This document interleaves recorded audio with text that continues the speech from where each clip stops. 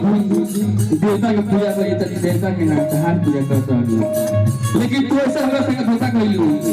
कि हम कहीं जा रहल